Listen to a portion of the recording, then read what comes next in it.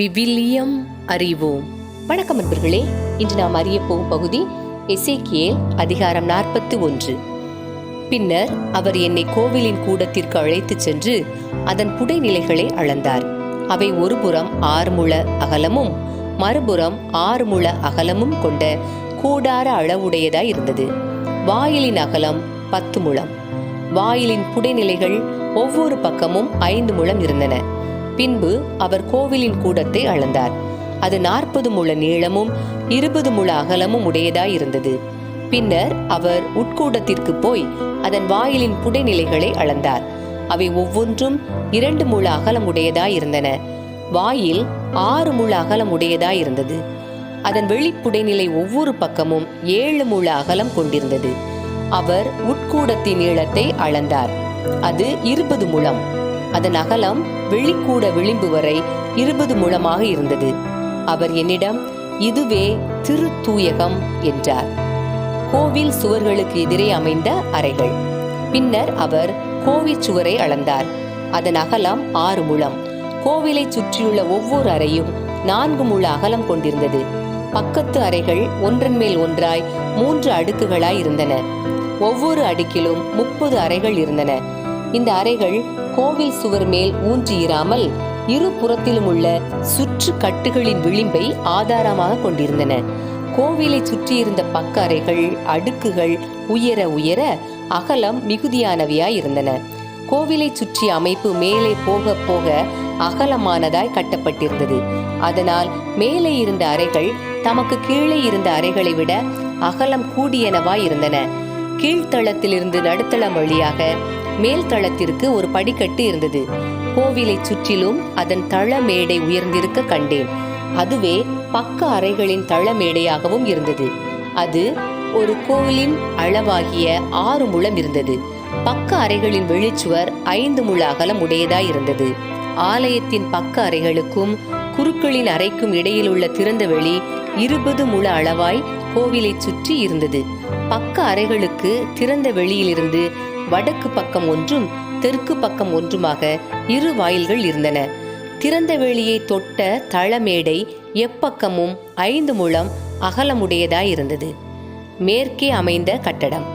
மேற்கு பக்கத்தில் கோவில் முற்றத்தை நோக்கிய கட்டடம் 70 முழ அகலம் கொண்டிருந்தது. கட்டடத்தின் சுவர் எப்பக்கமும் 5 முழ அகலமும் 90 முழ நீளமும் கொண்டிருந்தது. கோவிலின் வரைய அளவுகள். பின்னர் அவர் கோவிலை அளந்தார். அது 100 முழம் நீளமுடையதாய் இருந்தது. கோவிலின் முற்றமும் சுவர்களோடு சேர்ந்து கட்டடமும் 100 முழ நீளமுடையதாய் இருந்தன. கோவிலின் முகப்பும் அதன் கிழக்கு முற்றமும் 100 முழ அகலமுடையனவாய் இருந்தன. பின்னர் அவர் கோவிலின் அருகில் இருந்த முற்றத்தை நோக்கிய கட்டடத்தை அதன் ஒவ்வொரு பக்கமும் இருந்த மேடை இருக்கையுடன் அளந்தார். அது வெளிக்கூடம், உட்கூடம், முற்றத்தை நோக்கிய புகுமுக மண்டபம் உட்பட 100 முழமாய் இருந்தது. கோவில் அமைப்பு விளக்கம். அவை 3ஐயும் சுற்றிய மேடை இருக்கைகள், வாயிற்படிகள், குறுகலான பலகணிகள், வாயிற்படிகளை உள்ளடக்கியதும் தாண்டியதுமான அனைத்தும் மரத்தினால் செய்யப்பட்டிருந்தன. தளத்திலிருந்து பலகணி வரை சுவர் முழுவதும் பலகணிகளும் மரத்தினால் வேயப்பட்டிருந்தன.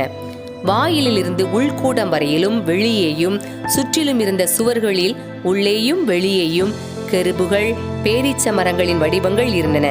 ஒவ்வொரு கெருபையும் அடுத்து ஒரு பேரீச்ச மர வடிவம் அமைந்திருந்தது. ஒவ்வொரு கெருபுக்கும் 2 முகங்கள் இருந்தன. அவற்றுள் ஒன்று பேரீச்ச மரத்தை நோக்கிய மனித முகமாகவும் மற்றொன்று அடுத்த பேரீச்சை மரத்தை நோக்கிய சிங்க முகமாகவும் கோவில் முழுவதும் அமைந்திருந்தன.